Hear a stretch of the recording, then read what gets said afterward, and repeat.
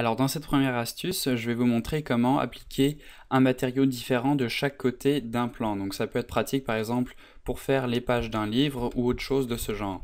Donc là on voit que j'ai un diffuse rouge et un diffuse vert. Et si je me mets en mode rendered, là pour l'instant j'ai le rouge qui est connecté, donc qui apparaît des deux côtés de mon plan. Et si je connecte le vert, on a uniquement le vert qui est connecté. Donc là il va déjà falloir qu'on mixe nos deux textures ensemble. Donc je vais ajouter un shader mix shader. Et là, je vais connecter mon rouge d'un côté, mon vert de l'autre.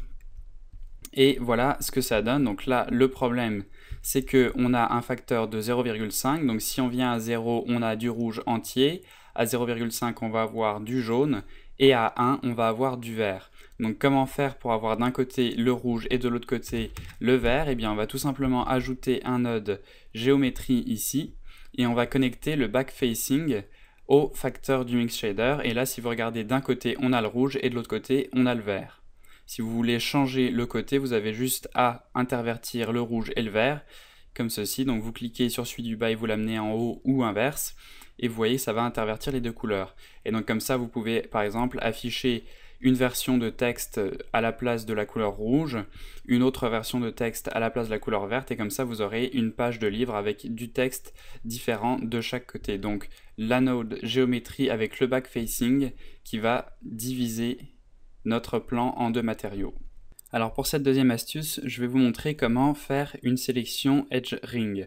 Alors généralement les gens sont assez au courant de la sélection Edge Loop, donc qu'on fait en appuyant sur la touche Alt et en faisant un clic droit sur une arête, mais les gens sont souvent moins au courant qu'on est aussi capable de faire une sélection en Edge Ring dans Blender. Donc pour ça, on va ajouter la touche CTRL à la touche Alt, et en faisant un clic droit, vous voyez que cette fois-ci, ça me sélectionne cette Edge Ring ici, au lieu de l'Edge Loop. Donc Edge Loop avec la touche Alt, Edge Ring, CTRL Alt et clic droit sur une arête.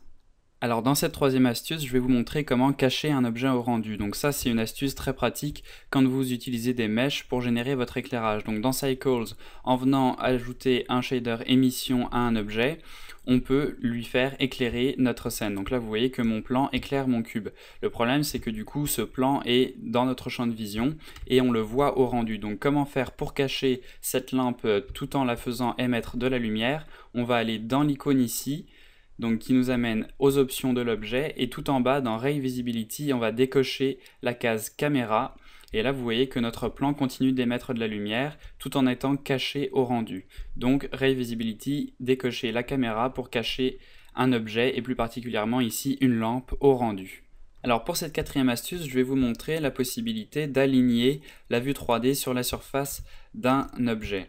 Donc là je vais venir sélectionner cette face par exemple et je vais appuyer sur Shift 7 et vous voyez que ma vue 3D se met face à la surface que j'ai sélectionnée. Donc là je peux venir sélectionner une autre face, appuyer sur Shift 7 et ma vue 3D va se mettre face à cette face. Alors le problème des fois qu'on peut avoir, c'est que si on vient faire Shift 7 ici, on va voir que quand on va faire un pan autour de notre objet, ça va être dur de revenir dans la vue par défaut, donc à savoir avec la grille 3D qui va être à plat. Donc pour remédier à ce problème, on a juste besoin de revenir dans une autre vue. Donc par exemple, je vais appuyer sur la touche 1 pour venir en vue de face, et là vous voyez qu'on revient comme avant avec notre grille qui est à plat. Alors à quoi ça va servir cette astuce? Ça peut être très pratique si on vient la coupler avec les User Preferences et qu'on change le Align Object to à View au lieu de World. Donc là qu'est-ce que ça va faire? Ça va faire que quand on crée un objet, l'objet va être créé face à la vue dans laquelle on est présentement. Donc là je vais par exemple pouvoir venir ici sélectionner cette face, faire Shift 7 et créer un cube.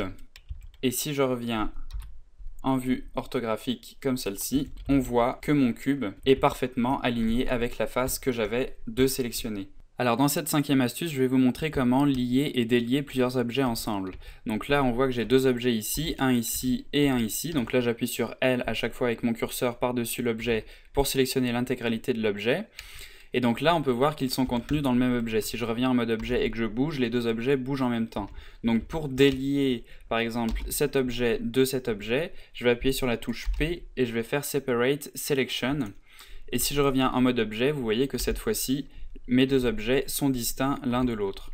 Si je veux maintenant lier mes deux objets à nouveau ensemble, j'ai plus qu'à sélectionner mes deux objets et faire le raccourci clavier CTRL-J.